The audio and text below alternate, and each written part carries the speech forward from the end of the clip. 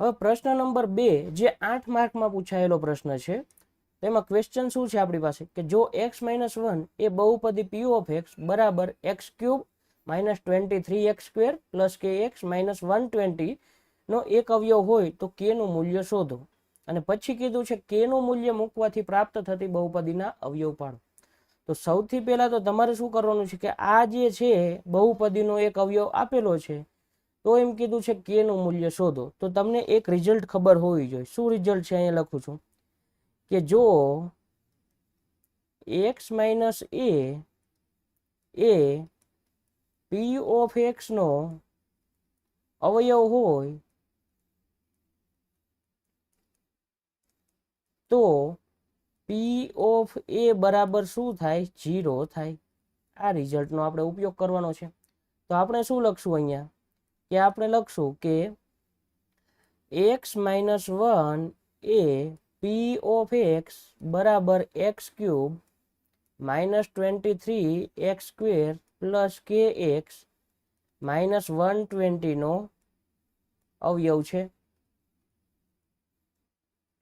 માટે p of 1 બરાબર શું થશે 0 થશે અને p of 1 એટલે જ્યાં x છે ત્યાં શું મૂકી દેવાનું 1। તો અહીંયા x નો ક્યુબ છે તો શું લખવાનું છે 1 નો ક્યુબ -23 અને x નો સ્ક્વેર છે અહીંયા શું લખવાનું છે 1 નો સ્ક્વેર પ્લસ k x ની જગ્યાએ શું મૂકવાનું છે 1 -120 ઇક્વલ ટુ કેવા 0। હાલો આટલી વસ્તુ ખબર પડી। હવે આગળ વધીએ કે 1 નો ક્યુબ તો શું થશે 1 જ થશે 1 નો સ્ક્વેર કેટલો થશે 1 જ। તો અહીંયા કેટલા વધશે 23 k ગુણ્યા 1 તો કેટલા થાય k જ થાય અને માઈનસ કેટલા 120 બરાબર કેવા 0। હવે સરવાળો બાદબાકી કરવાની છે। જો તો અહીંયા -23 વત્તા 1 એટલે કેટલા થાય -22 થાય અને -22 અને -120 તો 120 ને 20 40 ને 2 42 એટલે -142 થશે ટોટલ। તો આપણે એના પછીનું સ્ટેપ શું લખશું કે માટે આ k કેવા છે પ્લસમાં અને -142 બરાબર કેવા 0। હવે માઈનસ વાળું પદ બરાબરની સામે જાય તો કેવું થાય પ્લસ થાય તો એ k બરાબર કેટલા થશે પ્લસમાં 142। તો આપણો એક જવાબ તો આવી ગયો k નું મૂલ્ય મેળવો મળી ગયું k નું મૂલ્ય। હવે આપણે શું કરવાનું છે કે એને બહુપદીમાં મૂકવાનું છે। શું કીધું છે કે k નું મૂલ્ય મૂકવાથી પ્રાપ્ત થતી બહુપદીના અવયવ પાડો। તો હવે લખશું કે k બરાબર 142 ને p of x માં મૂકતા હવે શું થશે તો p of x બરાબર શું આપેલું હતું x નો ક્યુબ આપેલા હતા પછી જોઈ લે -23x² વત્તા kx એટલે -23x નો વર્ગ વત્તા kx એટલે વત્તા 142x k ની જગ્યાએ કેટલા મૂકવાના છે 142 અને પછી શું છે કે -120 તો અહીંયા શું લખશું -120। હાલો આટલી વસ્તુ મળી ગઈ। હવે આના શું કરવાના છે અવયવ પાડવાના છે। હવે કેવી રીતે પાડશું જ્યારે 3 ઘાત વાળી બહુપદી હોય ને ત્યારે તમારે એક અવયવ ગોતવો પડે। તો અહીંયા તો તમને આપેલો જ છે એક અવયવ કે x - 1 એ તમને હિન્ટ આપેલી છે તમારે ગોતવો પડશે નહીં। હવે એક અવયવ ગોતવો પડે તો x - 1 તમને આપેલો છે તો અહીં બીજું સ્ટેપ છે ને એ ખાલી રાખવાનું। આ સમજવાની વસ્તુ છે સમજજો ધ્યાનથી કે જ્યારે ત્રિઘાત બહુપદી આપેલી હોય ત્યારે એક અવયવ તમારે ગોતવો પડે પણ અહીંયા આપેલો છે તો આપણે કેટલી વખત લખવાનો જેટલી ઘાત હોય ને એટલી વખત। તો x - 1 કેટલી વખત લખવાનો 3 વખત 1 વખત 2 વખત અને 3 વખત લખાઈ ગયું। હવે આ સ્ટેપ સમજવાનું છે। અહીંયા શું છે x નો ક્યુબ તો અહીંયા મારે x નો ક્યુબ લખવો પડે અને x નો ક્યુબ લખવો હોય તો અહીંયા હું શું ગુણાકાર કરું તો x નો ક્યુબ આવે તો x નો વર્ગ કારણ કે x ગુણ્યા x નો વર્ગ એટલે શું થાય x નો ક્યુબ થાય। હવે x નો ક્યુબ થઈ ગયો પછી અહીંયા બ્રેકેટનો ગુણાકાર કરવો પડે તો x નો ઘન માઈનસ કેટલા થાય x વર્ગ તો એ ક્યાં લખશું અહીંયા લખશું -x વર્ગ। હવે આ લખાઈ ગયું એટલે કે આ બે પદ ઉપરથી આ પદ આવ્યું આનો મીનિંગ શું થાય આપણે જે આ સમજાયું એનો મીનિંગ એવો થાય કે આ બે પદ ઉપરથી આવ્યું ખરેખર તો અહીંયાથી ગણતરી કરવાની હોય પણ આપણે એક ટ્રીક અપનાવી કે જેથી આ પદ તમને સરળતાથી મળી જાય કે અહીંયા 3 વખત લખી નાખ્યા અહીંયા x² લખ્યા તો x² ગુણ્યા x એટલે x નો ક્યુબ પેલું પદ સેટ કરવાનું બીજું અહીંયાથી જે આવતું હોય મૂકવાનું। હવે આનું કામ પૂરું x ના ક્યુબનું। હવે x વર્ગ વધારાનું આવ્યું તો અહીંયા કેટલા છે -23x વર્ગ છે અને અહીંયા કેટલા છે -1x નો વર્ગ છે તો હું -22x નો વર્ગ મૂકું તો શું થાય? -23x નો વર્ગ થાય. અને -22x નો વર્ગ મૂક્યા તો જો તો આ બે નું કામ તો અહીંયા પૂરું થઈ ગયું હતું. અહીંયા 22x નો વર્ગ લાવવા માટે શું કરવું પડે? તો પેલા તો માઇનસ છે તો માઇનસ મૂકવા પડે. અહીંયા x હતા તો x મૂકવા પડે. અને બીજું શું ઘટે છે? 22. તો અહીંયા શું મૂકશું? 22. હવે -22x નો વર્ગ તો આપણે સેટ કર્યું હતું અને બીજું ઓટોમેટિક લખવાનું છે કે માઇનસ અને માઇનસ કેવા થાય? પ્લસ. અને માઇનસ માઇનસ પ્લસ અને શું આવશે? 22x. આ સ્ટેપ લખાઈ ગયું. એટલે કે ખરેખર શું થયું કે આ બે સ્ટેપ ઉપરથી કયું આવે? આ પદ આવે. જોઈ લ્યો તમે. માઇનસ કોમન કાઢ્યા, 22 કોમન કાઢ્યા, x કોમન કાઢ્યા, તો વધ્યું શું તમારી પાસે? અહીંયા x વધ્યા.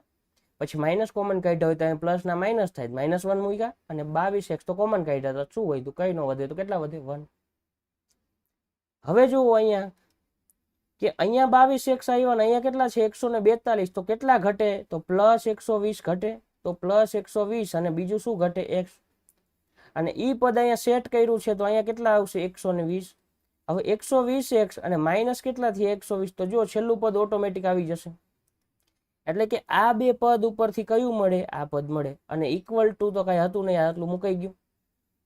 એટલે કે આપણે શું કર્યું? ફરીથી આ પ્રોસેસ રિપીટ કરું છું, બધાને સમજાણી નહીં હોય. અહીંયા x નો ક્યુબ છે, અહીંયા x નો ક્યુબ લાવવા માટે સેટ કરવાનું. x વર્ગ મૂકું તો x નો ક્યુબ થઈ ગયા.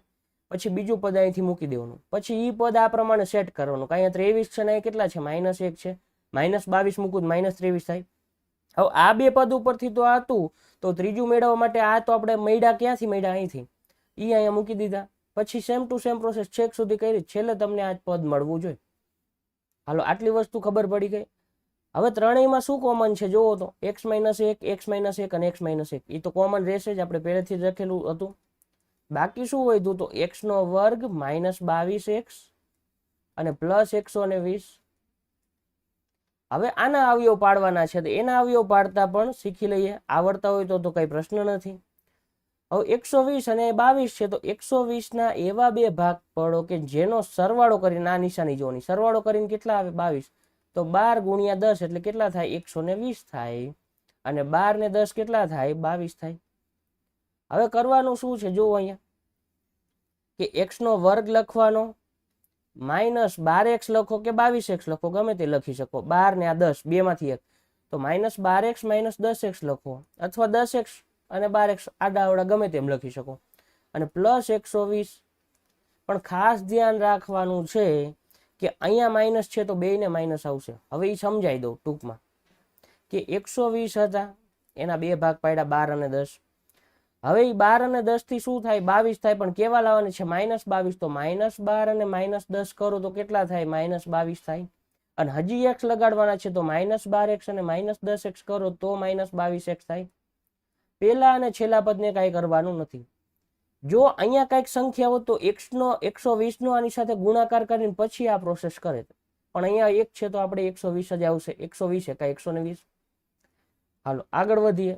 હવે તો શું કરવાનું છે? કોમન જ કાઢવાના છે, સામાન્ય કાઢવાના છે. અહીંયા x - 1 એમ નામ. અહીંયા કાઉન્સ આ પૂરો કરવાનો. હવે જોવો તો કાઉન્સ તો પૂરો કરેલો છે. હવે અહીંયાથી શું કોમન નીકળશે? x. તો શું વધશે? x - 12. અહીંયા જોવાનું માઇનસ હોય તો માઇનસ મૂકી દેવાના, પ્લસ હોય તો પ્લસ મૂકવાના. હવે જોવાનું 10 અને 120 માં શું કોમન નીકળે છે? 10 નીકળે છે. 12 દાણ 120. તો અહીંથી 10 કોમન કાઢો. વધ્યું શું તમારી પાસે? x. માઇનસ કોમન કાઢ્યા હોય તો અહીં પ્લસ ના કેવા થાય? માઇનસ. અને 12 દાણ 120. અને આ બ્રેકેટ પૂરો. આ કયો છે? મેઇન બ્રેકેટ છે ને આ અંદરના બ્રેકેટ આવ્યા. હવે જોવો તો અહીંયા x - 1 આવ્યા. અહીંયા બે માંથી શું કોમન નીકળે છે? x - 12 કોમન કાઢ્યા તો બાકી શું વધ્યું? અહીંયા x વધ્યા અને અહીંયા કેટલા વધ્યા? -10 વધ્યા.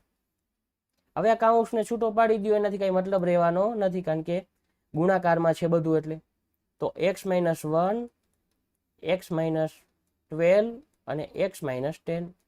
આ તમારો ફાઇનલ આન્સર. આટલું કરો એટલે તમારા પૂરા 8 માર્ક્સ મળે.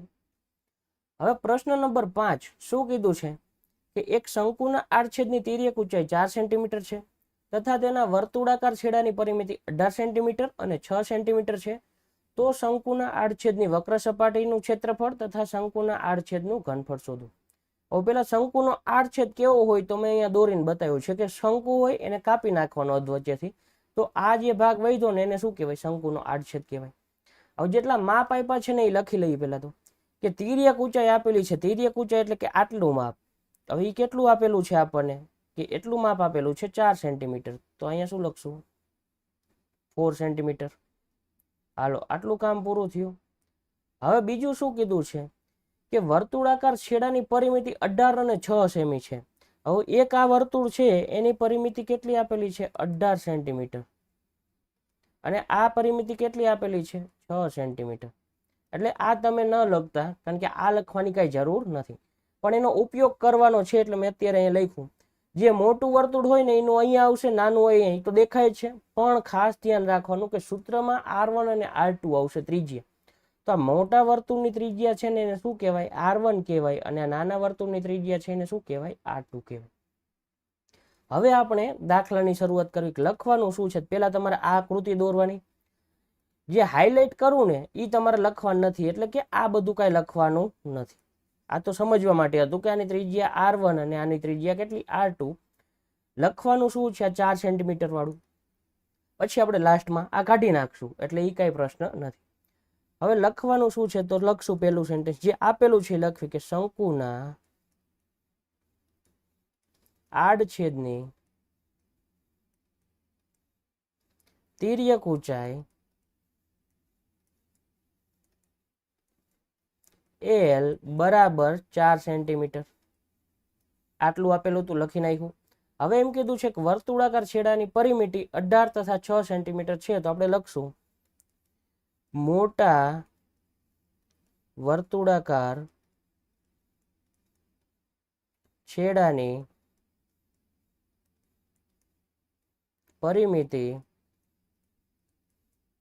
બરાબર કેટલું આપેલું છે, 18 સેન્ટીમીટર. માટે હવે પરિમિતિનું સૂત્ર શું છે, 2πr છે. તો 2πr1 ઇક્વલ ટુ કેટલા લખવાના, 18. જો અહીંયા R1 એટલે આપેલું હતું, મોટા માટે કયું આવશે, R1. માટે આપણે શું મેળવવું છે, ત્રિજ્યા મેળવવું છે. શું કામ ત્રિજ્યા મેળવવું છે, કે એનું સૂત્ર આવશે એમાં ત્રિજ્યાની જરૂર પડશે. તો 18 ના છેદમાં કેટલા આવશે, 2π. હવે 2 9 કેટલા થાય, 18 થાય. તો R1 બરાબર શું થશે, 9 ના છેદમાં પાઈ થશે. હાલો, R1 મળી ગયા. હવે આ જ રીતે આપણે શું મેળવી લેશું, R2 મેળવી લેશું. તો લખશું કે નાના વર્તુળાકાર છેડાની તિર્યક છેડાની પરિમિતિ બરાબર કેટલી આપેલી છે, 6 સેન્ટીમીટર આપેલી છે. જોઈ લઈએ, 6 છે ને, 6 સેન્ટીમીટર છે. માટે 2πr2 બરાબર કેટલા થાય, 6. માટે R2 બરાબર શું થાય, તો 6 ના છેદમાં 2π થાય, અને 2 તરીને કેટલા થશે, 6. તો શું આવશે, R2 બરાબર શું મળશે, 3 ના છેદમાં પાઈ આવશે. તો હવે R1 અને R2 મળી ગયા. હજી મારે H ની જરૂર પડશે, મને ખબર છે એટલે. તમને નથી ખબર તો જ્યારે જરૂર પડે ત્યારે મેળવી લેવાની. હવે H એટલે શું, તો આ જે ઊંચાઈ છે ને એને H કહેવાય. તો આ જેટલું માપ છે એટલું જ આ છે. હવે એનું સીધું સૂત્ર છે, પણ સૂત્ર ન આવડે તો તમને શીખવાડું કેવી રીતે થશે. અહીંયા કાટખૂણો બને છે. જો આ ત્રિકોણ કેવો થાય છે, કાટકોણ ત્રિકોણ થાય છે. જોવો તો કાટકોણ ત્રિકોણ થાય છે તો કર્ણનો વર્ગ એટલે કે 4 સેન્ટીનો વર્ગ બરાબર આ H નો વર્ગ વત્તા આનો વર્ગ, આવું થાય, આટલા માપનો વર્ગ. હવે આ માપ છે એ આપણને ખબર નથી, બરોબર. તો એ નથી ખબર તો મળશે કેવી રીતે, તો જુઓ તો આ મોટા વર્તુળની ત્રિજ્યા એમાંથી નાના વર્તુળની ત્રિજ્યા બાદ કરો તો આટલું માપ મળે. એટલે કે આ માપ કેવી રીતે મળે, તો R1 - R2 થી મળે. અને R1 - R2 થી આ માપ મળે એટલે કયું થઈ ગયું, આટલું માપ. આ તો H જ છે, અને આ કેટલું છે, 4 સેન્ટીમીટર. તો હવે લખશું આપણે અહીંયા સૂત્ર, કે H નો વર્ગ, સોરી 4 સેન્ટીમીટર નો વર્ગ, એટલે કે સૂત્ર લખશું તો આ રીતે લખશું, કે તિર્યક ઊંચાઈ L નો વર્ગ બરાબર H નો વર્ગ વત્તા કેટલા થશે, કે R1 - R2 આનો વર્ગ, આવું થાય. જોવો તો અહીંયા આ તિર્યક ઊંચાઈ L નો વર્ગ બરાબર H નો વર્ગ વત્તા R1 - R2 નો વર્ગ. હવે L તો તમારી પાસે છે કેટલું, 4, અને 4 નો વર્ગ કેટલો થાય, 16. તો અહીંયા મૂકી દઈશ 16 બરાબર H નો વર્ગ છે, H તો મેળવવાના છે. R1 - R2 તો આપણે અત્યારે જ મેળવા. R1 કેટલા છે, 9 ના છેદમાં પાઈ છે, -R2 કેટલા છે, 3 ના છેદમાં પાઈ છે, અને એનો શું કરવાનો છે? વર્ગ કરવાનો છે. આપણે h મેળવવા છે તો h ને કરતા બનાવી લઈ, તો h નો વર્ગ એમ નામ રાખશું બરાબર આ 16 ના 16 એમ નામ, ને આ આખે પદ આ બાજુ કેવા થાય? માઇનસ. તો -9 ના છેદમાં પાઈ, -3 ના છેદમાં પાઈ, અને આખાનો શું થશે? વર્ગ. હવે આપણે h મેળવવું હોય તો શું કરવું પડશે? વર્ગમૂળ કાઢવું પડશે. તો આપણે શું લખશું? h બરાબર વર્ગમૂળની અંદર ખરેખર તો પ્લસ ઓર માઇનસ થાય, પણ આપણને ખબર છે કે h શું છે? ઊંચાઈ છે, તો આપણે માઇનસ લખશું નહીં. તો અહીંયા કેટલા આવશે? 16 માઇનસ 9 ના છેદમાં પાઈ, -3 ના છેદમાં પાઈ, અને એનો વર્ગ. જો ડાયરેક્ટ વર્ગમૂળ ન નીકળે, 16 નું 4 અને આનું વર્ગનું વર્ગમૂળ, એવું કરવાનું નથી. આ જ રીતના વધે. હવે અહીંયા આપણે સિમ્પ્લિફિકેશન આપવું પડશે. શું આપશું સિમ્પ્લિફિકેશન? જુઓ તો કે વર્ગમૂળમાં આ જે 16 છે એ તો એમનામ જ રહેશે, માઇનસ અહીંયા સિમ્પ્લિફિકેશનમાં નીચે બેયમાં પાઈ છે તો નીચે પાઈ રહેશે. તો ઉપરનાનો સરવાળો બાદબાકી થાય તો 9 માંથી 3 જાય તો કેટલા વધે? 6. અને એનો શું થશે? વર્ગ.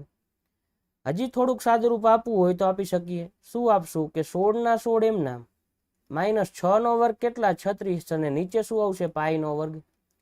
હજી સાદુરૂપ આપી શકીએ તો શું થાય? જોવો તો કે આ પાઈ નો વર્ગ છે એ લસા લઈ લઈએ આપણે, અને લસામાં ન ખબર પડે તો અહીંયા કાંઈ ન હોય તો પાઈ વર્ગ વડે ગુણવાના, ભાગો નીચે સરખું હોવું જોઈએ. અહીંયા કાંઈ નથી તો પાઈ વર્ગ વડે ગુણશું, ભાગશું તો ઉપર શું આવશે? 16 પાઈ નો વર્ગ આવશે. માઇનસ અહીંયા તો પાઈ નીચે હતા જ તો 36 એમ નામ, અને નીચે કેટલા આવશે? પાઈ નો વર્ગ. થોડુંક મોટા અક્ષર લખી લઉં, નહીતર પાછું તમને તકલીફ પડશે. તો અહીંયા શું આવશે? જોવો તો કે 16 પાઈ નો વર્ગ -36, અને નીચે શું આવશે? પાઈ નો વર્ગ. હવે વર્ગમૂળમાં ઉપર નીચે આવતું હોય તો અલગ અલગ તમે દઈ શકો, ને નીચે પાઈ નો વર્ગ છે તો એનું 1 ના છેદમાં પાઈ બહાર નીકળી જશે. હવે અહીંયાથી શું સામાન્ય નીકળશે? તો જો 16 છે એનું ચોકો 16 થાય, 36 છે એની ગણતરી અહીંયા બાજુમાં લખી લઈ, તમારે લખવાનું નથી. 16 એટલે ચોકો 16 થાય, અને 36 એટલે 9 ચોક 36 થાય. બેયમાં કોમન શું આવે છે? 4, અને 4 નું કોમન નીકળશે તો અહીંયા 4 છે એનું વર્ગમૂળની બહાર કાઢશો તો કેટલા નીકળશે? 2. તો અહીંયા શું આવશે તમારી પાસે? કે 2 આવી જશે કે ના? આના. અને હવે વર્ગમૂળમાં શું વધશે તમારી પાસે? તો 4 પાઈ નો વર્ગ માઇનસ કેટલા? 9. તો 4 પાઈ વર્ગ -9 વધ્યા, અને અહીંયા શું વધ્યું? 2 ના છેદમાં પાઈ. હવે આનું વધારે સાદુરૂપ આપણે આપી શકીએ નહીં, તો આ તમારો શું થઈ ગયો? h. બધી વસ્તુ મળી ગઈ. હવે શું કરવાનું છે? તો તમારે સૂત્ર મૂકવાનું છે. શેનું? શંકુના આડછેદની વક્ર સપાટીનું ક્ષેત્રફળ. તો આપણે અહીં લખ્યું કે શંકુના આડછેદની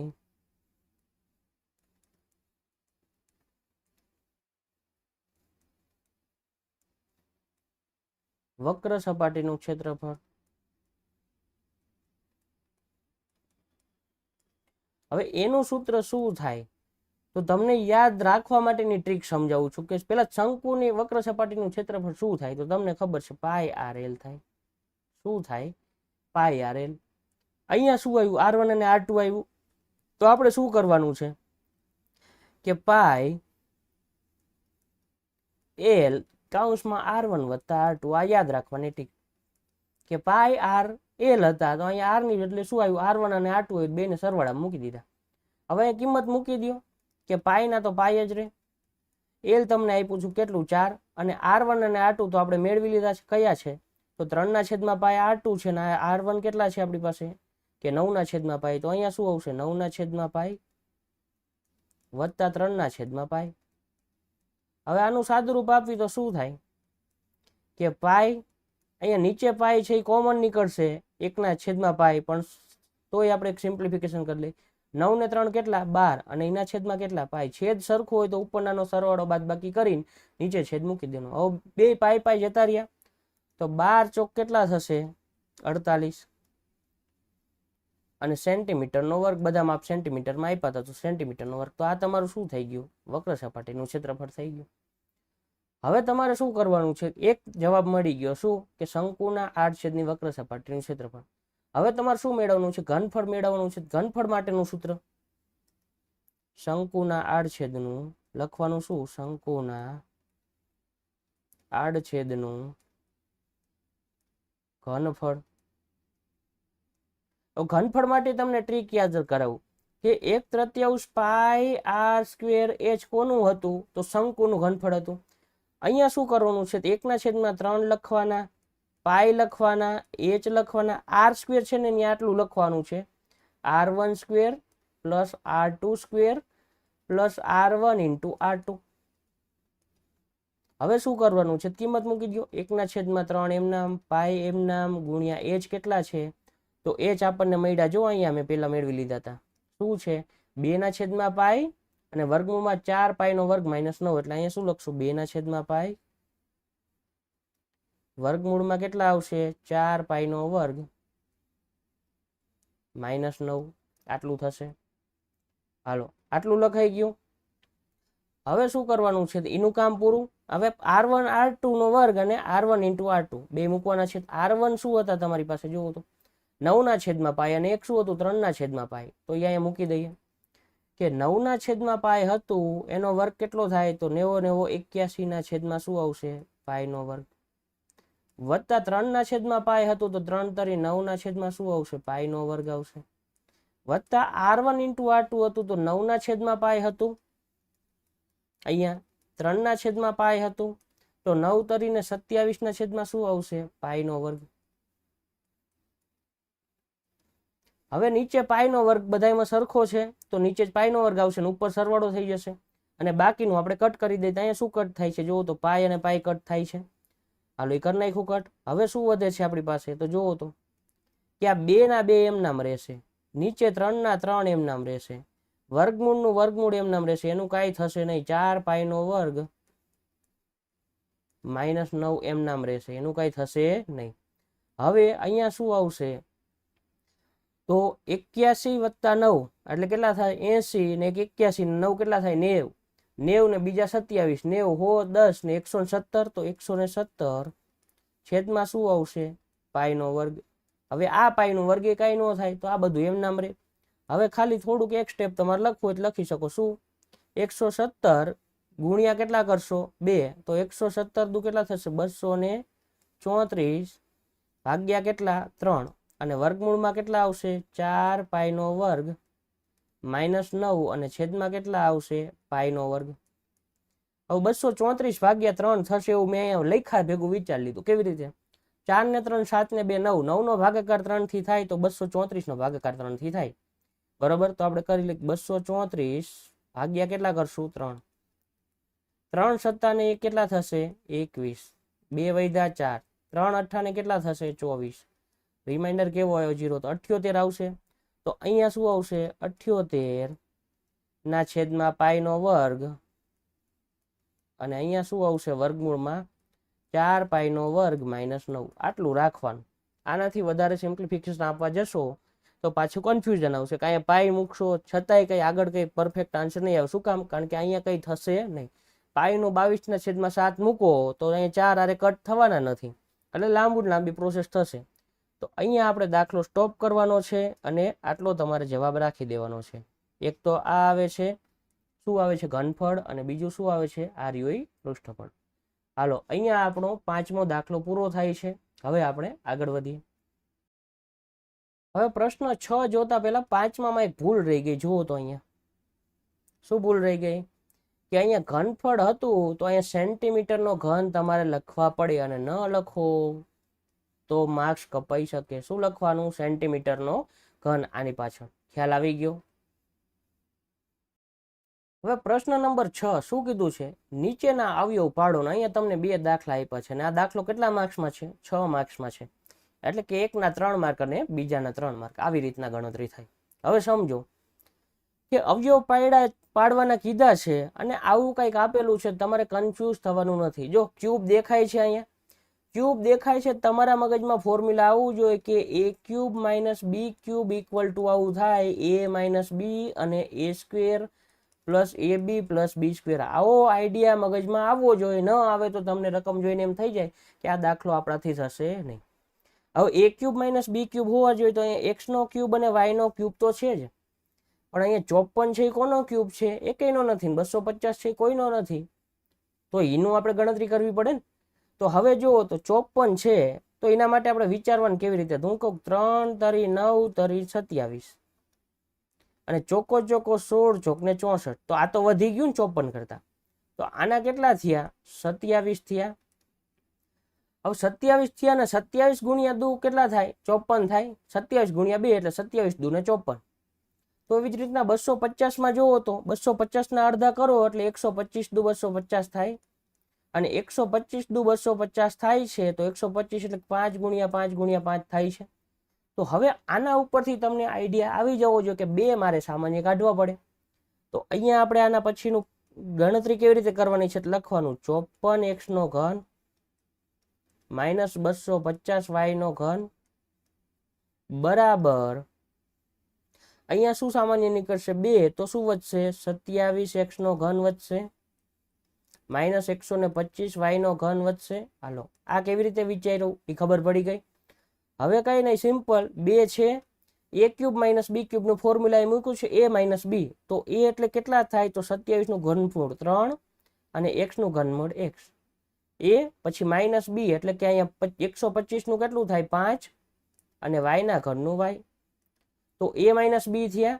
હવે a square plus ab plus b square, તો a સ્ક્વેર એટલે કેટલા થાય તો 3 તરીને 9 x નો વર્ગ થાય, પ્લસ ab એટલે કેટલા થાય 3 એટલે a 5 એટલે b, અને બીજું હારે x અને y હતા ને એમાં, એટલે કે આ 3x એટલે શું થાય તમારા a થાય, 5y એટલે શું થાય b થાય, તો 5 તરીને 15xy અહીંયા શું આવશે 15xy, પછી વત્તા b નો વર્ગ, તો b કેટલા છે તમારી પાસે 5y, તો કેટલા આવશે 25y નો વર્ગ. બસ અહીંયા પૂરું, અવયવ પડી ગયા. હવે અહીંયાથી આગળ વધવાનું નથી. શું કામ? કારણ કે અહીંયા કઈ કોમન નહીં કાઢી શકો, અને કાઢશો તો એ આગળ પ્રોસેસ થશે નહીં. ખ્યાલ આવી ગયો? હવે બીજો દાખલો શું કીધું છે આમાં કે 16x ની 4 ઘાત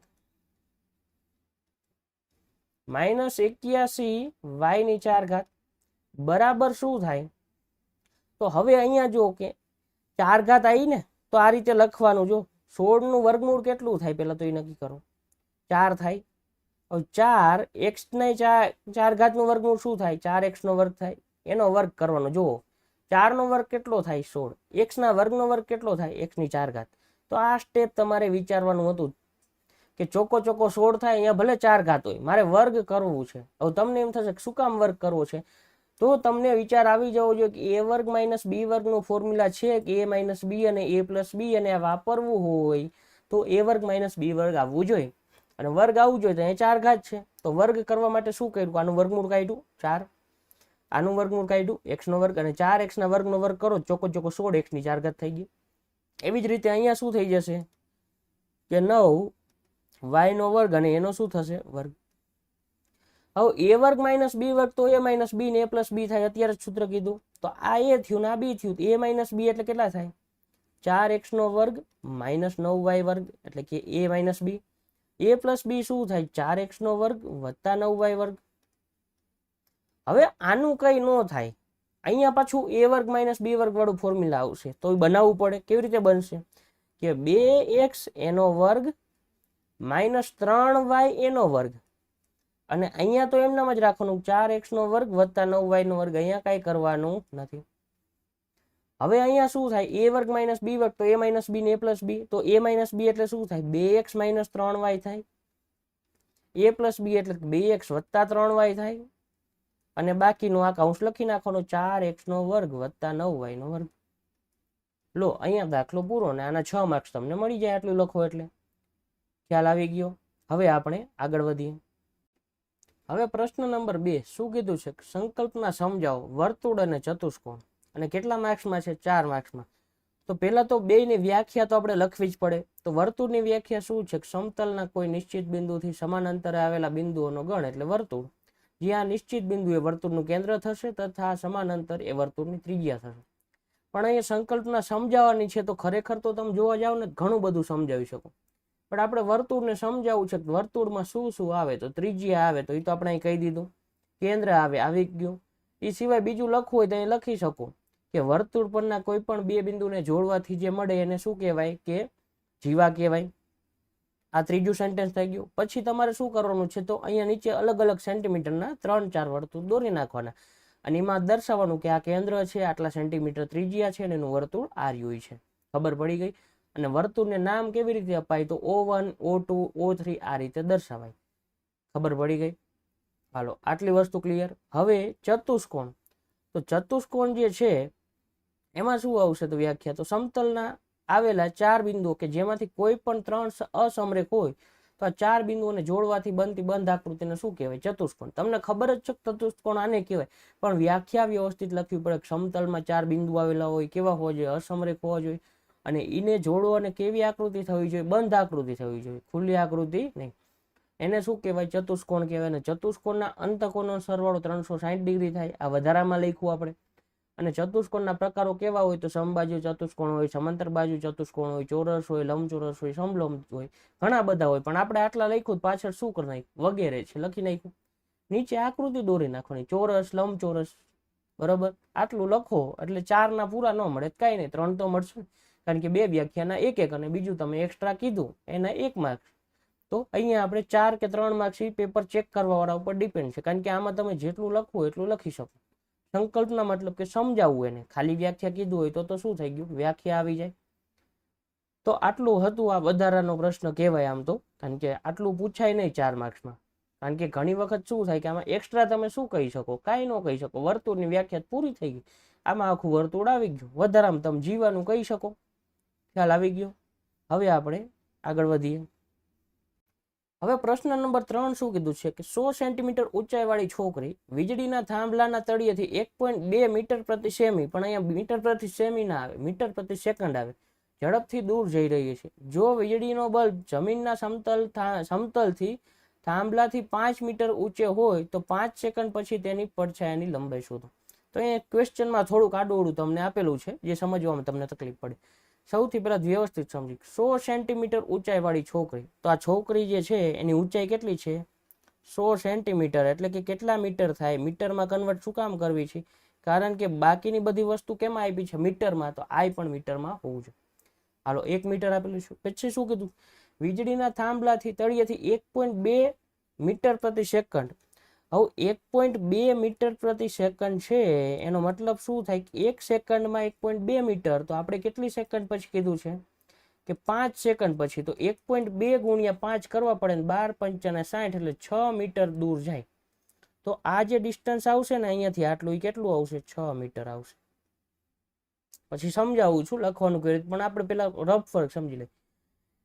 તો એમ કીધું છે કે 100 સેન્ટીમીટર વાળી થાંભલાના તળિયેથી આટલી દૂર જઈ રહી છે. જો વીજળીનો બલ્બ, એટલે કે આ બલ્બ જમીનના સમતલથી, એટલે કે આ સમતલથી થાંભલાથી 5 મીટર ઊંચે હોય, થાંભલાથી નો કહેવાય, સમતલથી થાંભલા પર કહેવાય કે 5 મીટર ઊંચે. તો આ બલ્બ કેટલો મીટર ઊંચો છે? 5 મીટર છે. બરાબર. તો તેના પડછાયાની લંબાઈ શોધો કે આટલે પહોંચશે તો પડછાયો આટલો હશે, તો એ તમારે લંબાઈ મેળવવાની છે. હાલો, આટલી વસ્તુ ખબર પડી ગઈ. તો પેલા તો આપણે આની આકૃતિ વ્યવસ્થિત અહીંયા દોરી લઈ. ત્રિકોણ લઈ લઈ, કાટકોણ ત્રિકોણ આ ટાઈપનો. હાલો, કાટકોણ ત્રિકોણ લેવાઈ ગયું.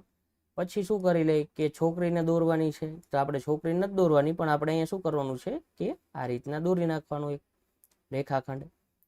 હાલો, આટલું થઈ ગયું. અને થોડુંક એડજસ્ટ કરી લઈએ. હાલો, આ આકૃતિ થઈ ગઈ.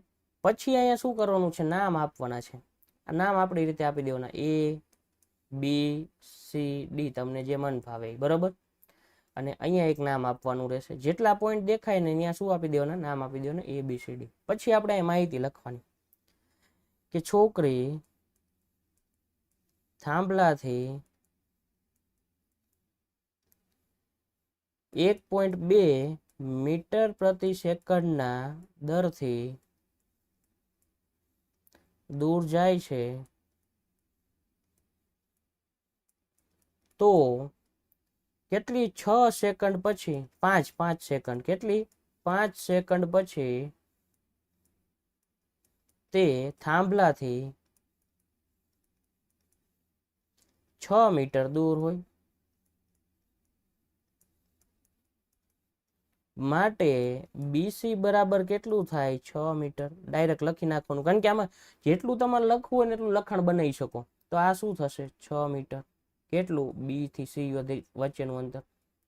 કારણ કે પહેલા તમે આકૃતિ સમજાઈ શકો કે સીઈ છે એ શું છે, છોકરીની ઊંચાઈ છે ને એ બધું. બીસી બરાબર 6 મીટર. પછી લખવાનું કે છોકરીની ઊંચાઈ બરાબર સીઈ બરાબર 100 સેન્ટીમીટર બરાબર કેટલા? 1 મીટર. હાલો એટલું પૂરું. એટલે કે આ 1 મીટર મળી ગયું અને ઈ 1 મીટર મળી ગયું તો આટલું માપ કેટલું થાય? 1 મીટર થાય. હવે બલ્બ જમીનથી કેટલા મીટર ઊંચે છે? 5 મીટર ઊંચે છે. એટલે કે 5 મીટર ઊંચાઈ પર છે. માટે AB બરાબર કેટલું થશે? 5 મીટર. હાલો AB બરાબર કેટલું લખી નાખ્યું? 5 મીટર. આપણે આખી આકૃતિમાં માપ જે લખવી છે ને એ બધા લખી નાખવાના છે. હાલો લખી નાખ્યા 5 મીટર. હવે આટલું પૂરું થયું. પછી આ જે છે અહીંયા નામ આપશું E, પછી F. હવે લખવાનું શું લખશું કે BF તો આપણે મેળવવાના નથી. આપણે લખશું કે આકૃતિ પરથી, કારણ કે અહીંયા કઈનું નામ નહીં આપી શકે, તો આકૃતિ પરથી BF બરાબર શું થશે? તો 5 - 1 બરાબર કેટલા થશે? 4 મીટર. હજી તમે વધારામાં લખવું એટલે લખી શકો. EC બરાબર FB થાય બરાબર 1 મીટર. તો એ બહુ લાંબુ થઈ જશે. ઓલરેડી દાખલો લાંબો છે, થોડોક વધારે લાંબો નથી કરવું, પણ આટલું તો લખવું જ પડશે કે આકૃતિ પરથી BF બરાબર 5 - 1 બરાબર 4 મીટર. હાલો આટલું માહિતી લખાઈ ગઈ. હવે આપણે મેળવવાનું છે CD બરાબર. તો આપણે લખશું છોકરીનો પડછાયો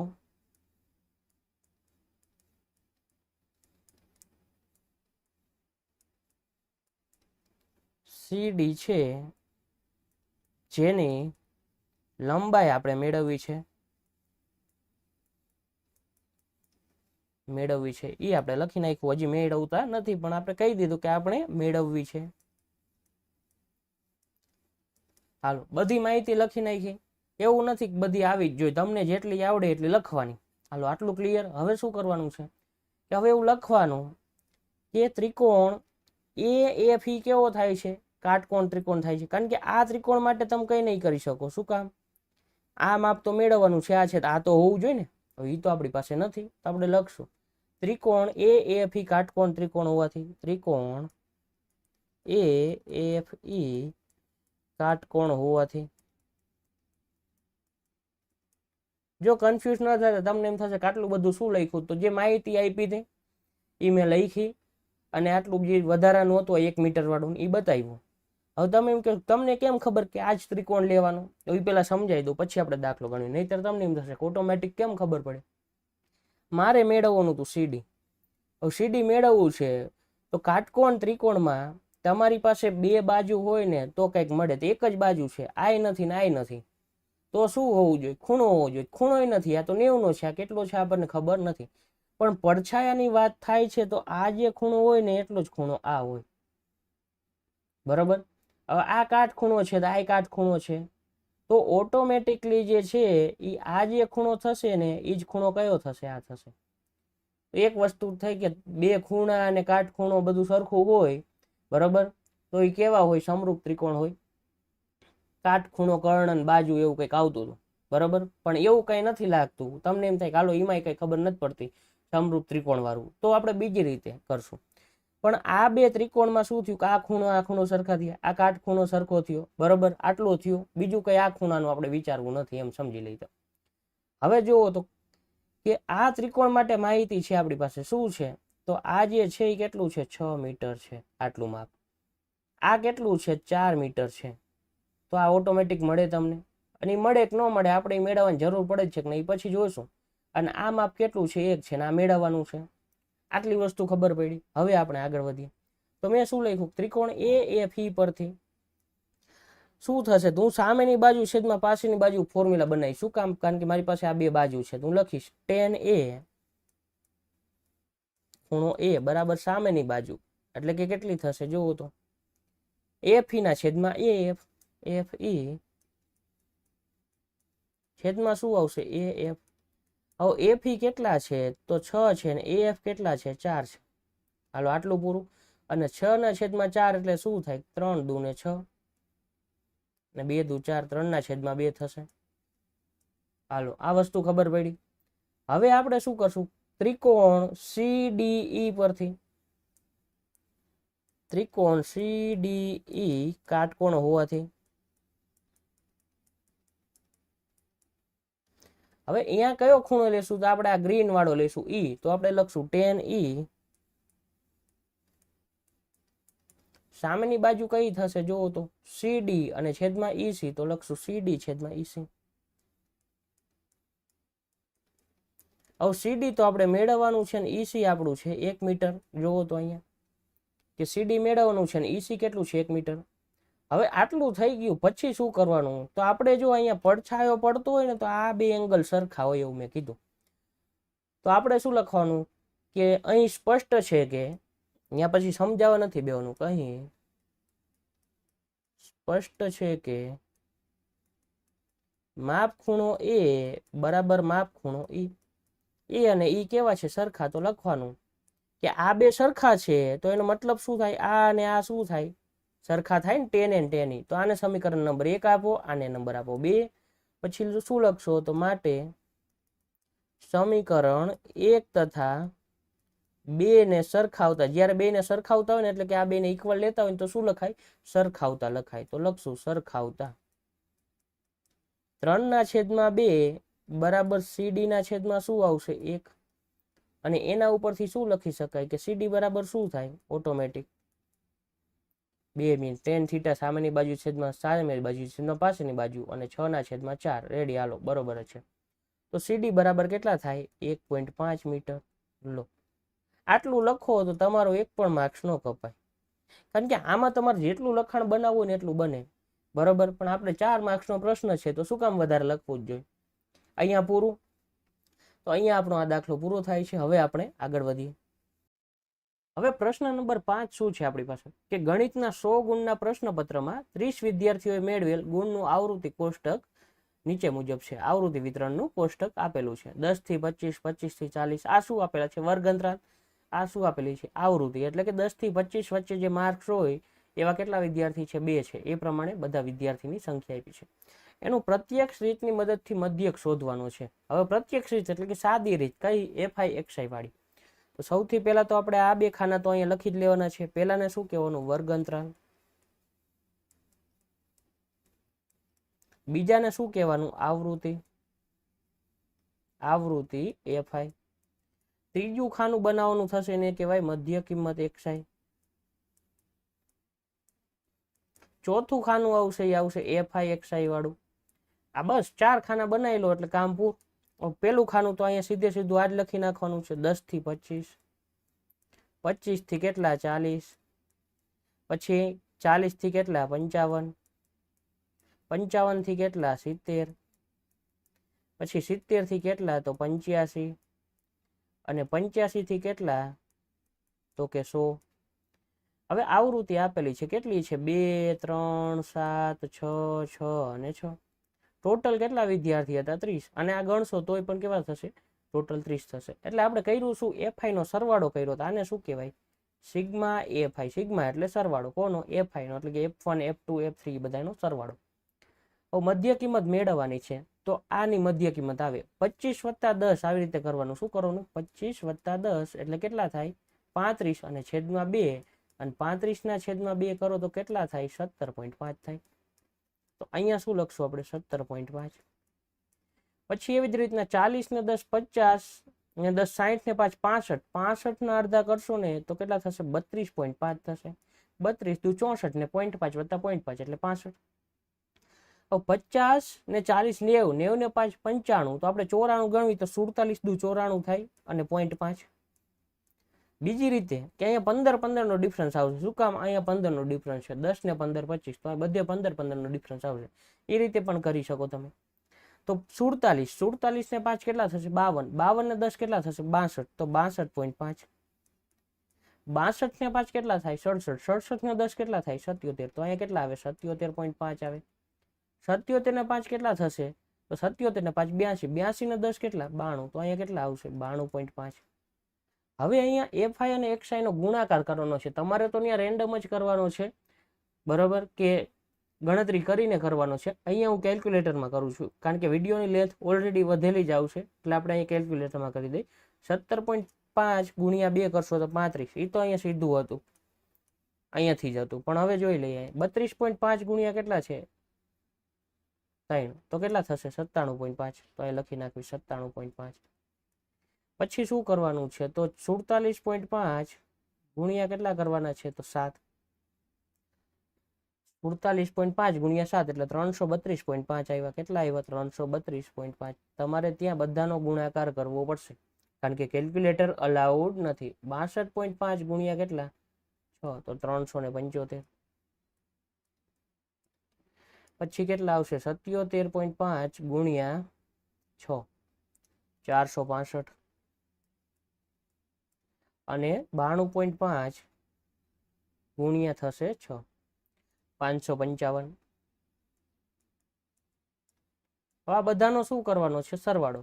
તો 5 ને 5 10 કી 0 વધી 1, 5 ને 1 6 6 12 ને 1 13 14 15 ને 5 20 ને 5 25 ને 5 30 કી 0 વધી 3 3 ને 3 6 9 6 15 16 17 18 18 ને 7 25 25 ને 5 30 ને 36 કો છગડો વધી કેટલા 3 3 ને 3 6 ને 3 9 9 ને 10 11 12 13 13 ને 5 18. તો કેટલા આવ્યા 1860. આ શું થઈ ગયું સિગ્મા FI/XI. આ આપણે કેલ્સીમાં કર્યો નથી કારણ કે અલાઉડ નથી અને આનું પણ તમારે કેલ્ક્યુલેટરમાં અલાઉડ નથી, પણ અત્યારે આપણે એ કેલ્ક્યુલેટરમાં કર્યો. હવે શું કરવાનું છે તો હવે સૂત્ર તમારું શું આવશે કે મધ્યક x બાર બરાબર સિગ્મા FI/XI છેદમાં સિગ્મા FI. બીજું કાંઈ કરવાનું નથી.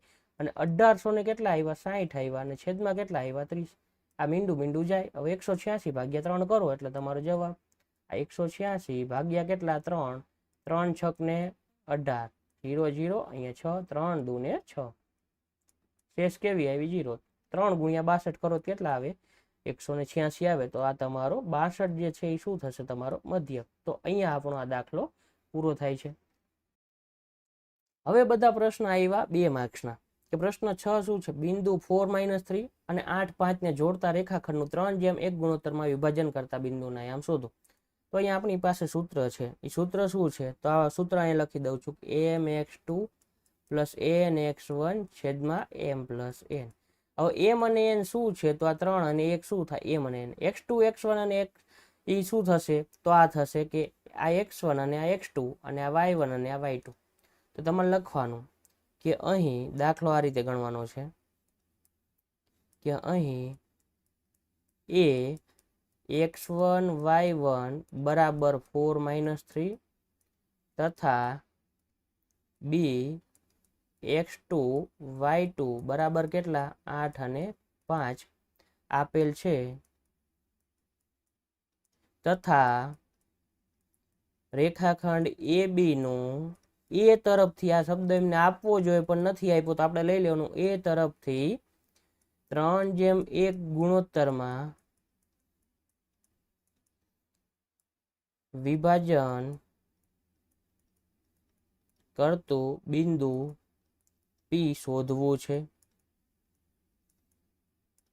માટે m બરાબર કેટલા થાય 3 તથા n બરાબર કેટલા થાય 1. આ લખી નાખ્યું આપણે. હવે લખવાનું કે બિંદુ P ના યામ બરાબર સૂત્ર મેં લખ્યું શું mx2 + nx1 છેદમાં m + n અને my2 + ny1 છેદમાં કેટલા આવશે m + n. હવે કિંમત મૂકી દેવાની છે. m કેટલા છે 3 છે, x2 કેટલા છે તો અહીંયા છે 8, n કેટલા છે 1 છે, x1 કેટલા છે 4 છેદમાં કેટલા આવશે કે 3:1 એટલે 3 ને 1 4. પછી અહીંયા શું આવશે 3, y2 કેટલા છે 5, પછી 1, y1 કેટલા છે -3 છેદમાં કેટલા આવશે 3 ને 1 4. આટલું મુકાઈ ગયું. હવે ગુણાકાર કરી નાખવાનો છે અને ભાગાકાર. તો 8 તરી 24 વત્તા 4 અને છેદમાં 4 અને અહીંયા શું આવશે 5 તરી 15 -3 છેદમાં 4. 24 ને 4 28 ના છેદમાં 4 તો 7 ચોક 28 7 15 માંથી 3 જાય તો 12 ના છેદમાં 4 4 તરીને 12 7 3 આવી ગયા. બસ દાખલો પૂરો. હવે અહીંયા 7મો દાખલો. બે સંખ્યાનો તફાવત 26 છે તો આપણે લખશું 7મા માટે આન્સર શું લખશું બે સંખ્યાનો તફાવત 26 આપણે લખશું ધારો કે એક સંખ્યા x તથા બીજી સંખ્યા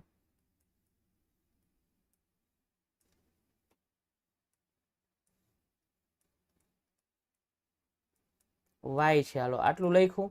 હવે લખવાનું બંનેનો તફાવત કેવો છે?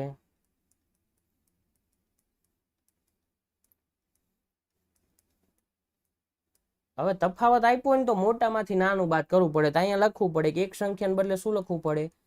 મોટી સંખ્યા. અને અહીંયા શું લખવું પડે? નાની સંખ્યા. શું લખવું પડે? તો બંનેનો તફાવત 26 છે, માટે મોટી સંખ્યા x માઇનસ નાની સંખ્યા y બરાબર કેટલા? 26. આ એક સમીકરણ મળી ગયું. જે રકમ આપી તે જ લખું છું, પછી આપણે મેળવશું કે બે સંખ્યાનો તફાવત 26 હતો, તો એકને x કીધું, બીજાને y કીધું, ને બેનો તફાવત કેટલો રાખ્યો? 26. એમ કીધું કે એક સંખ્યા બીજી સંખ્યાથી 3 ગણી છે. કઈ સંખ્યા 3 ગણી હોય? મોટી હોય એ જ હોય ને, એટલે મેં કીધું કઈ મોટી નાની નામ આપવું પડશે. તો લખવાનું કે મોટી સંખ્યા એ નાની સંખ્યાથી 3 ગણી છે. હવે અહીંયા સમજવાનું છે કે પેલા તો x અને y વચ્ચે બરાબર લખી નાખવાનું. મોટી સંખ્યા x છે, કેવી છે? 3 ગણી. આ ઓલરેડી 3 ગણી છે. સરખું કરવું હોય ને તો નાની સંખ્યાને 3 વડે ગુણવા પડે, એટલે કે x બરાબર 3y થાય. હવે આ બે સમીકરણને ઉકેલવાના છે. કેવી રીતે ઉકેલશો? તો આને 1 આપો અને 2 આપો. 2 ની કિંમત 1 માં મૂકશું. સમીકરણ 2 પરથી x ને સમીકરણ 1 માં મૂકતા, કારણ કે ઉકેલવાના હોય ને તો આ બે ને ઉકેલવાની અલગ અલગ રીતું છે. એક આદેશની રીત છે, લોપની રીત છે, ચોકડી ગુણાકારની રીત છે. પણ આપણે શું કરવાનું કે અહીંયા x આવ્યો, આ આદેશની રીત થઈ ગઈ. ન કીધું હોય તોય x ની કિંમત અહીંયા મૂકી દો તો શું થશે? જોવો તો 3y માઇનસ y બરાબર કેટલા થાય? 26. 3 માંથી 1 જાય કેટલા વધે? 2y બરાબર કેટલા થાય? 26. શું મેળવવું છે? y. તો y બરાબર કેટલા થાય? 26 ના છેદમાં 2 બરાબર કેટલા થાય? 13 દુ ને 26. હવે y 13 મળ્યા તો x ઓટોમેટિક મળી જાય કે x બરાબર કેટલા છે? 3 ગુણ્યા y, અને કેટલા થાય? 3 ગુણ્યા 13. તો 13 તરીને કેટલા થશે? 39. તો લખવાનું આમ એક સંખ્યા 39 અને બીજી સંખ્યા કેટલી છે? 13 છે. અહીંયા તમારો દાખલો પૂરો થાય. આટલું લખો એટલે પૂરા માર્ક્સ મળે. હવે આગળ વધીએ. શું કીધું છે કે બે ગોલકની સપાટીના ક્ષેત્રફળનો ગુણોત્તર 16:9 છે, તો તેમના ઘનફળોનો ગુણોત્તર શોધો. તો આપણે લખશું કે ગોલક ની સપાટીના ક્ષેત્રફળોનો ગુણોત્તર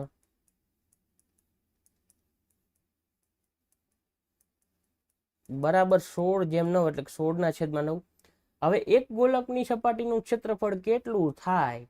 તો તમને યાદ હોવા જોઈએ સૂત્ર કે ગોલકનું સપાટીનું ક્ષેત્રફળ થાય 4 પાઈ r વર્ગ, બરાબર. તો અહીંયા એક ગોલક છે તો 4 પાઈ r1 નો વર્ગ એવું લખીશ.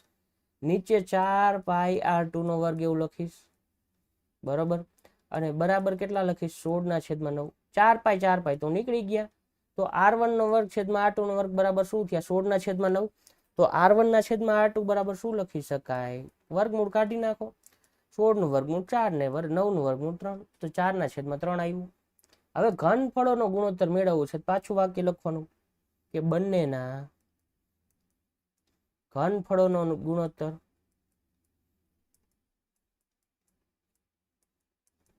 એ આપેલો નથી, મેળવવાનો છે. તો એકનું ઘનફળ થાય 4/3 પાઈ r ઘન, અને r ની જગ્યાએ શું લખવાનું? r1. બીજાનું ઘનફળ શું થાય? 4/3 પાઈ r2 નો ઘન. હવે 4/3 પાઈ 4/3 પાઈ નીકળી જાય તો શું વધશે? r1 નો ઘન છેદમાં શું વધશે? r2 નો ઘન. હવે r1 કેટલા છે? 4. તો 4 નો ઘન કેટલી વખત આવે? ચોકો 16 ચોક 64. અને 3 તરી 9 તરીને કેટલા થાય? 27. તો 64/27 તમારો જવાબ. હાલો, કયો દાખલો પૂરો થયો? 8મો. 9મો દાખલો ગણી લઈએ.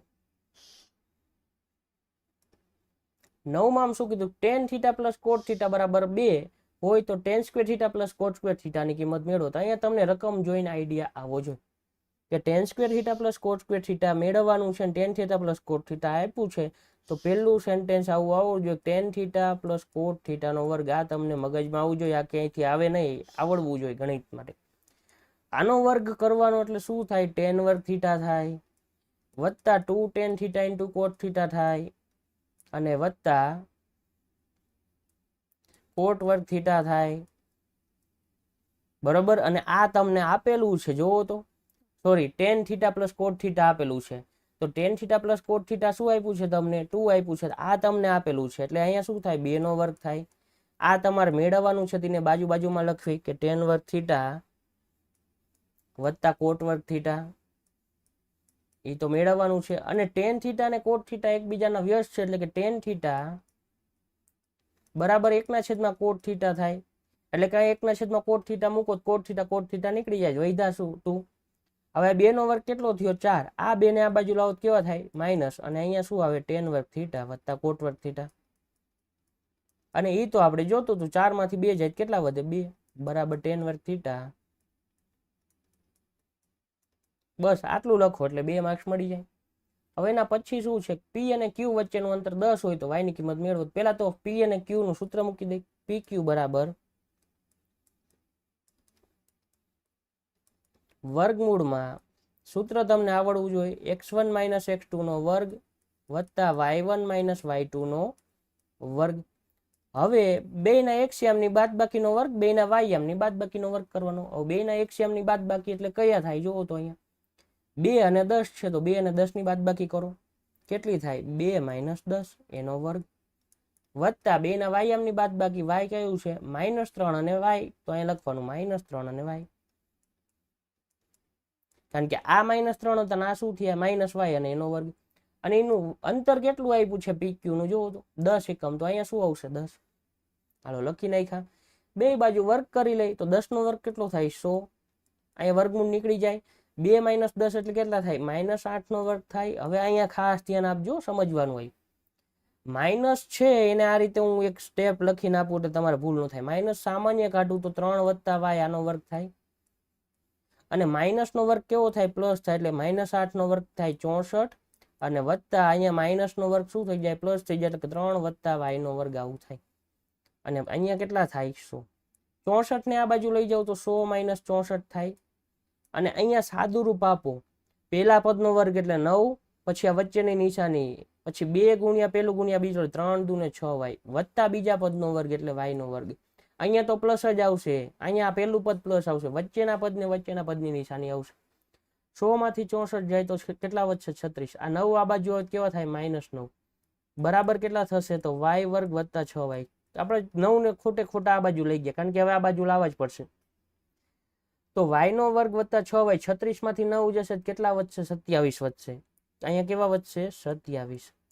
અને y વર્ગ વત્તા કેટલા આવશે? 6y. આ 27 ને આ બાજુ લાવો શું થાય? y નો વર્ગ વત્તા 6y - 27 બરાબર કેવા થશે? 0. હાલો હવે તમારે શું કરવાનું? સાદુરૂપ આપવાનું છે. સાદુરૂપ કેવી રીતે? અવયવ પાડવાના છે. 27 ના એવા ભાગ કરો કેટલા આવે? 6. 27 એટલે શું થાય? 9 તરીને 27 થાય. અને અહીંયા કેવી નિશાની છે? માઇનસ. તો બાદબાકી કરીને કેટલા લાવવાના છે? 6. 9 માંથી 3 જાય કેટલા વધે? 6. તો આપણે 6 જ લાવવાના છે. તો અહીં લખશું y નો વર્ગ વત્તા 9y માઇનસ કેટલા? 3y. અને 9y - 3y એટલે 6y. અને -27 બરાબર કેવા? 0. અહીંયાથી y સામાન્ય કાઢો શું થાય? y વત્તા 9. અહીંયાથી -3 સામાન્ય કાઢો શું વધે? y. અને વત્તા કેટલા હોય? 9 બરાબર કેવા? 0. y વત્તા 9 બે માં છે કોમન કાઢી લઈ. બાકી શું વધ્યું? y - 3 બરાબર 0. તો y બરાબર કેટલા મળ્યા? -9. અને y બરાબર કેટલા મળ્યા? 3. આ કેવી રીતે મળ્યું? તો y + 9 બરાબર 0 લીધા. તો y બરાબર કેટલા થયા? -9. તો મેં ડાયરેક્ટ લખ્યું, તમારે આ સ્ટેપ લખવાનું. અહીંયા પણ y બરાબર -9 મળ્યા અને y બરાબર કેટલા મળ્યા? 3. તો આપણે મેળવવાનું હતું શું? y. તો y ની બે કિંમત મળી કે આ પણ હોઈ શકે અને આ પણ હોઈ શકે. બે માટે શું થશે? અંતર કેટલું થશે? 10 જ થશે. હાલો હવે આગળ વધીએ. 1 માર્ક્સના પ્રશ્ન આવી ગયા. શું કીધું છે? જો 2 1 એ સુરેખ સમીકરણ આનો ઉકેલ હોય ને એટલે સમીકરણનું સમાધાન કરે. સમીકરણનું સમાધાન કરે એટલે શું? કે 2 અને 1 ને આ સમીકરણમાં મૂકો તો તમારે સમીકરણનું સમાધાન થાય. એટલે કે બરાબર જે વસ્તુ હોય આવે. અને બરાબર તો શું છે? કે. અને કે તો આપણે મેળવવાના છે. તો આપણે લખવાનું કે 1 માર્ક્સના છે તો શું સીધા જ જવાબ લખવાના છે. તો આપણે લખશું, તમે સીધો લખી શકો જવાબ, પણ આપણે અહીં ગણતરી લખી જાય, બહુ મોટી નહીં થાય. 2x + 3y બરાબર 2 કે નો ઉકેલ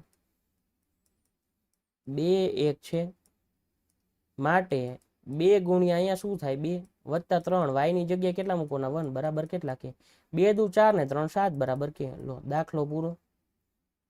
હવે એમ કીધું 13 સેન્ટીમીટર ત્રિજ્યાવાળા વર્તુળના કેન્દ્રથી 12 સેન્ટીમીટર આવેલા જીવાની લંબાઈ કેટલી હશે? હવે અહીંયા તમે ગણતરી કરવા જાવ તો બહુ લાંબુ થાય, આપણે ગણતરી નથી કરવી। આવું કંઈક વર્તુળ છે, એમાં એમ કીધું 13 સેન્ટીમીટર ત્રિજ્યા છે, તો એની ત્રિજ્યા કેટલી છે 13 સેન્ટીમીટર। હવે એમ કીધું વર્તુળના કેન્દ્રથી 12 સેન્ટીમીટર આવેલા જીવા, તો 13 સેન્ટીમીટર આટલું થાય અને 12 સેન્ટીમીટર અહીંયા ક્યાંક હોય અને અહીંયા જીવા આવેલી છે આવી કંઈક, એટલે આ કેટલું સેન્ટીમીટર થયું 12 બરાબર। તો એની લંબાઈ કેટલી હશે? તો આ જીવાની લંબાઈ મેળવવાની છે। હવે તમને એક રિઝલ્ટ ખબર હોય ના ખબર હોય તો કહી દો, કેન્દ્રમાંથી જીવા ઉપર તમે લંબ દોરો ને આર્યો હોય તો એ 2 સરખા ભાગમાં વિભાજન કરે, કારણ કે આ તો આખી ત્રિજ્યા જ થવાની ને બરોબર। હવે આ 12 છે જીવાની, કેન્દ્રથી જીવાની વર્તુળના કેન્દ્રથી 12 સેન્ટીમીટર, કેન્દ્રથી 12 સેન્ટીમીટર આવેલું તો 90 ડિગ્રી તમારે દોરવું પડે। બાકી તમે એમ કહો કે આટલા અહીં આવેલી છે, તમે એમ કહો આટલે આવેલી છે, તો એ ગણાય નહીં। ખબર પડી ગઈ? તો આ 12 થયું ના 90 ડિગ્રી બન્યો તો આ 2 સરખા ભાગમાં વિભાજન કરે, તો આપણે શું મેળવવું છે? હવે અહીંયા પાયથાગોરસનો પ્રમેય, કર્ણનો વર્ગ એટલે 13 નો વર્ગ 169, 144 વત્તા આ x છે ધારી લઈ x નો વર્ગ, 169 માંથી શું બાદ કરશું 144 બરાબર શું થાય x નો વર્ગ, 9 માંથી 5 4 જાય 5, 6 માં 4 જાય 2 ને 1 માંથી 1 બાય 0 બરાબર શું થાય x વર્ગ બરાબર 25, અને x વર્ગ બરાબર 25 થાય તો આ કેટલું થાય 5 અને આ કેટલું થાય 5, 5 ને 5 જેટલું આવે 10, તો અહીંયા કેટલો જવાબ આવશે 10। આ રીતે ગણતરી કરીને સીધો લખી નાખો। બાકી આ દાખલો ગણવા જાવ તો 3 માર્ક્સનો દાખલો થાય, બધું દર્શાવવું પડે કે ઓ કેન્દ્ર વાળું વર્તુળ છે, ત્રિજ્યા આટલી છે, આટલું અંતર છે, જીવા ડબલ થાય, બધું લખવું પડે, પણ આપણે લખવાનું નથી। આર ત્રિજ્યાવાળા નક્કર અર્ધગોળાનું પૃષ્ઠફળનું સૂત્ર આપો। હવે જો નક્કર ગોળો શબ્દ એટલે વાપરો છે કે અર્ધગોળક છે એનું પૃષ્ઠફળ કેટલું થાય, તો એનું પૃષ્ઠફળ થાય 2 પાઈ r નો વર્ગ। ઈ કયું થાય તો ખાલી ઉપરનું, અને નક્કર કીધું છે એટલે આખો ભરેલો છે તો એનું કુલ પૃષ્ઠફળ આવે નીચેની સપાટી એડ કરવાની, ને ઈ શું થાય પાઈ r નો વર્ગ। તો 2 પાઈ r વર્ગ વત્તા પાઈ r વર્ગ એટલે શું થાય 3 પાઈ r નો વર્ગ, શું થાય 3 પાઈ r નો વર્ગ। આ તમારો જવાબ, તો ત્યાં સીધું જ લખવાનું છે। ખબર પડી શું કહેવા માંગુ છું? હવે એમ કીધું દ્વિઘાત સમીકરણના વિવેચકનું મૂલ્ય, વિવેચક એટલે ડી નું સૂત્ર શું થાય તો b² - 4ac। હવે abc શું છે તો અહીંયા જો આ જે હોય ને એને a કહેવાય, આ જે હોય ને શું કહેવાય b કહેવાય, આને શું કહેવાય c। તો b² એટલે 100 નો વર્ગ, અહીંયા જ લખી નાખવું હવે સીધું, 10 નો વર્ગ કેટલો થાય 100, b² - 4 a એટલે કેટલા 3 વર્ગમૂળમાં 3 અને ગુણ્યા c એટલે વર્ગમૂળમાં 3। હવે 100 ના 100 એમ નામ, માઇનસ ના માઇનસ એમ નામ, વર્ગમૂળ 3 ગુણ્યા વર્ગમૂળ 3 એટલે 3 અને 3 તરીને 9, 9 ચોકને કેટલા થશે 36। હવે 36 થયા, 100 માં 36 જાય કેટલા વધે 64। બસ વિવેચકનું મૂલ્ય કેટલું થઈ ગયું ડી બરાબર 64। પૂરો દાખલો। હવે આગળ વધીએ, બિંદુઓ P 2 3 અને Q 4 1 વચ્ચેનું અંતર કેટલું હશે? તો આપણે હમણાં જ અંતર સૂત્ર વાપર્યું, 2 ના એક્સિયમ ની બાદબાકીનો વર્ગ, 2 માંથી 4 જાય કેટલા વધે 2, માઇનસ પ્લસ જોવાનું નથી આપણે, 2 નો વર્ગ કેટલો થયો 4, 3 માંથી 1 જાય કેટલા વધે 2, 2 નો વર્ગ કેટલો થાય 4, 4 ને 4 કેટલા થયા 8, વર્ગમૂળમાં 8 લખી શકો પણ 2 વર્ગમૂળમાં 2 લખો તો વધારે સારું, કારણ કે વર્ગમૂળ 8 એટલે 4 દુ ને 8 થાય, અને 4 નું વર્ગમૂળ કેટલું થાય 2 વર્ગમૂળમાં 2, તો એક આ સ્ટેપ લખવાનું હતું। હાલો હવે છઠ્ઠો પ્રશ્ન, એક ખોખામાં 1 થી 90 સુધીના અંક લખેલી 90 તકતીઓ છે, કેટલી છે 90। એક ખોખું છે એમાં 1 થી 90 સુધીની 90 તકતી આપેલી છે। જો ખોખામાંથી એક ગોળ તકતી યાદચ્છિકથી બહાર કાઢવામાં, એટલે એક તકતી બહાર કાઢવી, તેના પર 5 વડે વિભાજ્ય સંખ્યા હોય તેની સંભાવનાનું સૂત્ર બધાને આવડતું હોય, ન આવડતું જ શીખવાડું, છેદમાં કુલ પરિણામો કેટલા આવે 90। ખોખામાં તમારે એક વસ્તુ કાઢવી છે, કઈ વસ્તુ આવી શકે, 1 પણ આવી શકે, 2 પણ આવી શકે, 3 પણ આવી શકે, 90 પણ આવી શકે, તો કુલ પરિણામ કેટલા મળે 90। એમાંથી એક જ વસ્તુ જોઈ છે, પણ એ કેવી કીધું છે 5 વડે વિભાજ્ય, અને 5 વડે વિભાજ્ય એટલે કોને કહેવાય ખબર, 5 ના ઘડિયામાં આવતી હોય ને એવી સંખ્યા, 5 એકાને 5, 5 દુને 10, 5 તરીને 15, 5 ચોક 20, 5 5 25, તમે એમ કહેશો કાંઈ 90 સુધી જવું તો બહુ અઘરું પડી જાય, તો કાંઈ નથી કરવાનું, 15 છક કેટલા થાય, પણ મારે તો 5 નો ઘડિયો બોલવો છે ને, 15 છક 90 થયા તો 5 માં 100 થશે, 16 પંચા 80, 17 પંચા 50, 18 પંચા 90 થઈ ગયા। મેં ખાલી અંદાજ આ મારા મગજમાં આવી ગયું, મેં વિચાર્યું નથી, વિચાર્યું 18 પંચા કેટલા થયા 90, તો 5 નો ઘડિયો કેટલી વખત બોલવો પડે? 18 વખત. એક વખતે આવ્યું, બીજી વખતે આવ્યું, ત્રીજી વખતે આવ્યું, ચોથી વખત. તો 18મી વખતે શું આવશે? 90. તો 18 પરિણામ મળી શકે અને 18 પંચા કેટલા થશે? 18 પંચા 90. તો 1/5 તમારો જવાબ. પૂરું. તો અહીંયા આપણો વિડીયો લેક્ચર પૂરો થાય છે. જો તમને વિડીયો પસંદ આવ્યો હોય તો વિડીયોને તમારા મિત્રો સુધી શેર કરો, જેથી એ પણ આ બેચના આયોજન વિશે જાણી શકે. જો તમારો રિસ્પોન્સ વધારે હશે તો આપણે ચોક્કસ બેચનું આયોજન કરશું અને કમ્પ્લીટ બેચ 1 વર્ષની રહેશે. ડેઈલી એક વિડીયો મળશે. મેક્સિમમ આપણે ક્વેશ્ચન કરશું. પહેલાં તો ટેક્સ્ટ બુક આખી કમ્પ્લીટ કરવાની છે, એ સિવાય બીજું હશે એ પણ કરશું. પણ ખાસ કરીને આ વિડીયો શેર કરવાનું ભૂલતા નહીં.